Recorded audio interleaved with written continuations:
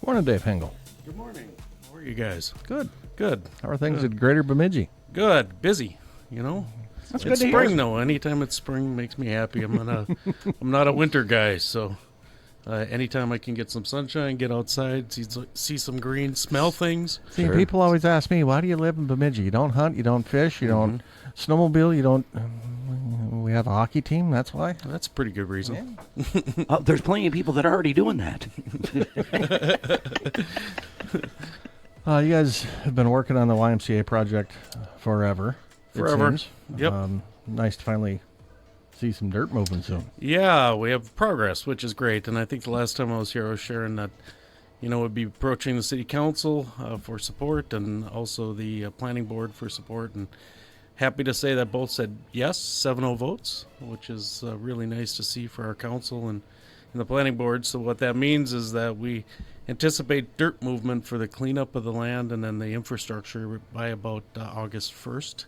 Will start. And so you'll start to see some trucks down there, which, again, we've dreamed of for many, many years in this town. And so we have finally some progress. You think back at the largest construction project is all the way back to the Sanford Center, probably. Sure was, yep. Is this going to rival that? It will. In terms of dollar amount, yeah, of course, inflation does something about that. It's not going to be anywhere near a size, I don't believe, of the Sanford Center, but, it'll be a $35 million construction project just for the YMCA itself. Wow. That doesn't include the additional development sites that we're producing on site. So these will be shovel-ready sites for developments. We anticipate things like, mixed-use housing, some boutique hotel in that area. Ultimately, I think it's about going to be another $65 million of private investment once we're fully developed. Wow. So it's huge. It's huge. And yeah, that definitely is significantly more than we've had in this town for quite a while. You look at some other things that are happening around the area. Some good, some bad. Bad, though, always comes with opportunity. Mm-hmm. The Shade Store in Blackduck announced that they are closing. You guys are working with a lot of different people trying to find a new home for that building and for those employees. Just the history of that, of Anderson Fabrics. Right. That's the hard part. Yeah. This was started as a local entrepreneur who cared about his community, cared enough to build the size of what is now Anderson Fabrics or Shade Store. Mm-hmm. And so it's really hard to watch that happen because, like I said, it's just been a fixture in Blackduck forever, and so many people have relied on Anderson Fabrics for their careers, but the community's relied on it, right, as a major employer. And so when they announced, they had gone from a peak of about 385 employees, I think, at one point, and they were down to about 120. It's still a lot of people in Blackduck. It's a lot of people right? In Blackduck, and I realize they're coming from all over, including from Bemidji, to work there. Sure. Many of them had worked there for years. Lots of years. And so first thing we talked about with the community and we've been working with the city and with the Blackduck Development Corporation as well is, what do we do with the folks, right? Make sure they have a place to go. And so job fair was held up there. Many, many companies were up there. I think I'm confident that of the 120 employees, about 30 of which are roughly in retirement age. The others, they're going to have employment if they want to work in the area. And so I'm glad our local community stepped up, our region stepped up, and employers looking for people went directly to the folks at Shade Store.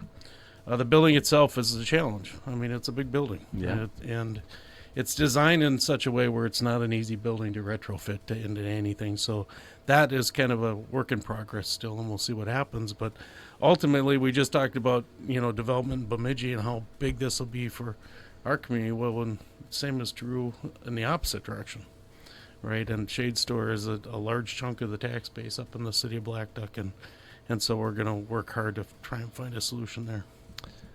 Then you go to some good news. West Frasier announcing $100+ million upgrade to their facility, and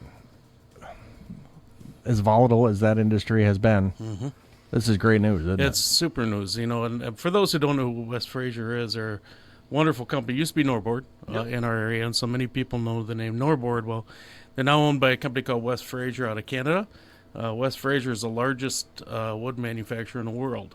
They have places, several locations, I believe, 60 plants in their portfolio. The one here is one of their most productive, and so they certainly love the work here, and it's the people here. The challenge is it's one of their oldest plants as well, and so they're at a point where they need to either invest in it or not, and grateful to the company that they're interested in investing. And what does that look like? This year, they just were in front of the county board for support for a $137 million renovation of the facility. That's The county's not paying for that. They are not. This is county's just sponsoring, and so that what that means is when they reach out to the state for permitting and for incentives, you always need a local government sponsor. Sure. County offered to do that, which is awesome, and county board, I'm grateful to the county board for doing that. But that $137 million is first of 3 phases, and so this is a massive, massive investment in our community.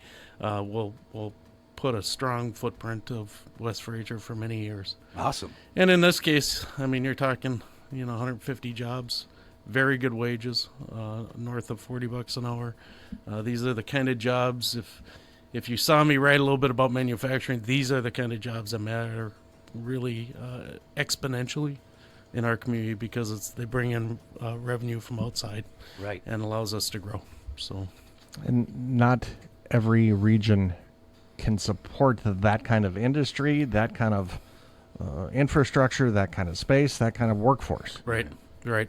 We're blessed. I mean, if Bemidji wasn't growing, it'd be very difficult to do that, right? And we're just happen to be an area that, as a regional center, if you look at just 10,000 foot level of demographics in the state of Minnesota, if you're a regional center, you're growing. If you're not, right? And that's kind of, I'm not going to say we're lucky, but we're certainly blessed to be a regional center and where people want to live. You bet. Right? And want to be here and work here, and that allows us to support companies like West Frasier.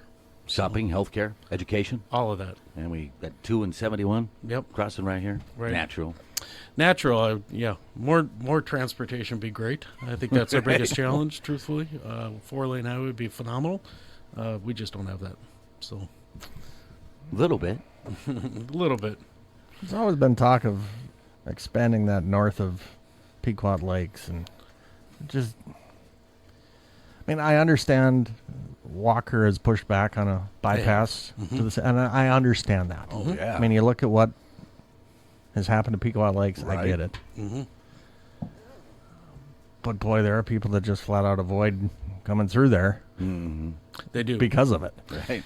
They do, and I've been a part of those conversations over the years. It'd be great for, obviously, the community, and I think Walker realizes how great it is, at least to the Y Junction, right? And in fairness to Walker, I understand what they're saying. I do think there's options, though, that wouldn't require a bypass, that hopefully at some point we can get to a point of looking at. I doubt it's happening in my lifetime. Right. But I do think that'd be a huge opportunity for Bemidji and Walker, personally. So. Hey, if Hackensack's getting a roundabout, you never know. Is Hackensack getting a roundabout? Yes. They are? I have a cabin down by Hackensack. That's news to me. Whatever that county road is, right as you come into town. Oh, yeah. Okay. I think they're going to be popping up all over for the next couple decades. So.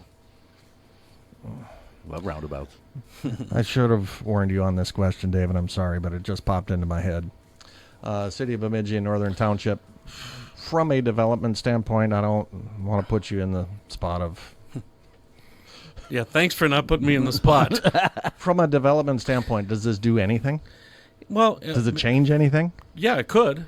It sure could. And I'll just share, it's interesting. I have both Northern Township is represented on my board as well as the city of Bemidji with the mayor. And so what the challenge on the whole issue is that if I put my city hat on, I can make a very clear case and a logical case for what the city's saying, right?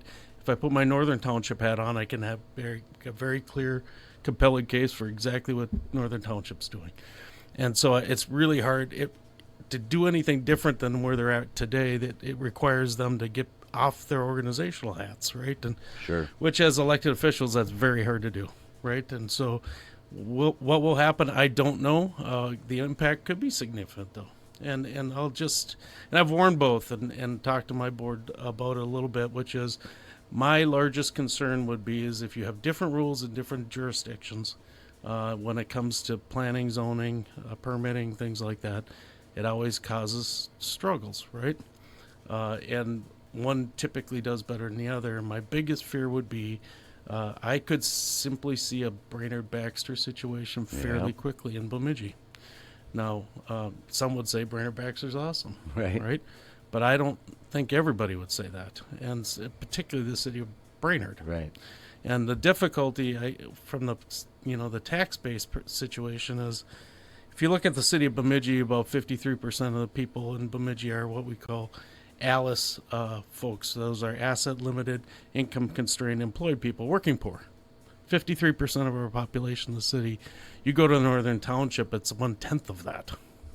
And so the thought of, the wealth is kind of on the outskirts, which is not uncommon for cities.